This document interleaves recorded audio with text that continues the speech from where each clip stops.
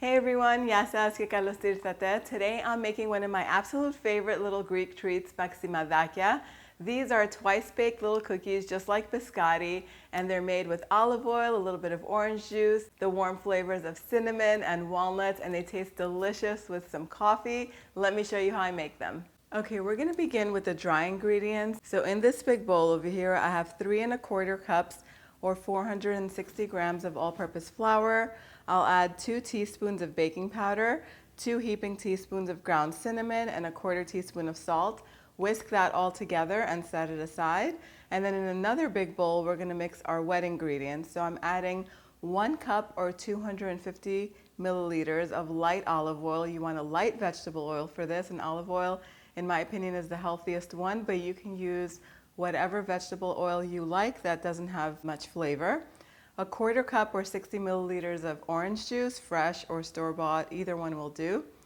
1¼ cups or 130 grams of granulated sugar, 3 whole eggs, and a teaspoon of pure vanilla extract. Whisk that all together until everything is combined and smooth.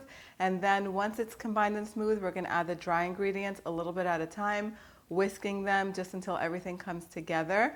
And then I'll add the walnuts. At this point, you could switch to your hands or a spatula. So we're adding 1 cup of ground up walnuts. I just ground them up in my food processor. Throw them in right now and mix everything all together. If the dough is still seeming really wet and sticky, just like mine is, have some flour nearby so you can add a little bit at a time. Try not to add too much flour so that way they don't dry up and just become very dense. Just enough so that it's still sticky but slightly tacky.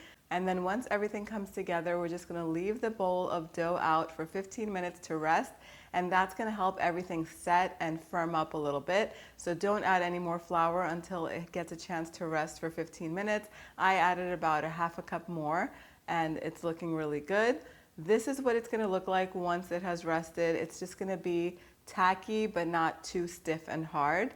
I'll transfer this onto a lightly floured work surface and just roll it around in flour just a little bit so that way it's easier to handle.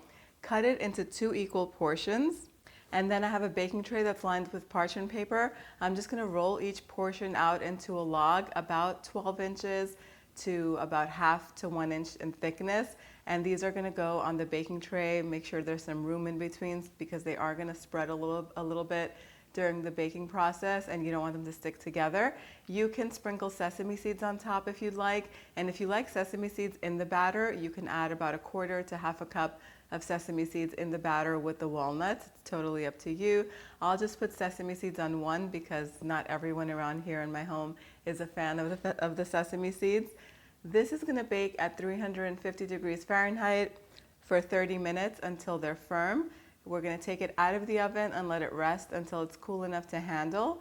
And then I'll cut this into little paksimadia, into just slices, just like this. You can cut them as big or as small as you like, as thick or as thin as you like. This is the perfect thickness if you ask me. And these are gonna bake in the oven at 350 degrees Fahrenheit for another 15-20 minutes. If you're putting them in together, make sure to alternate the trays so that way they bake evenly. Once they come out of the oven, you're gonna want to let them cool a little bit, and then these taste delicious with some Greek coffee.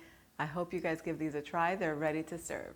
And that's it. Our homemade paksimadia are ready. They're golden, they're crunchy, and they're full of flavor, and they're perfect for dipping in Greek coffee, especially in the afternoon when you need a little pick-me-up. They're not overly sweet, and they're also really good to give as gifts because the best gifts are homemade, of course. Let's do the taste test. So good.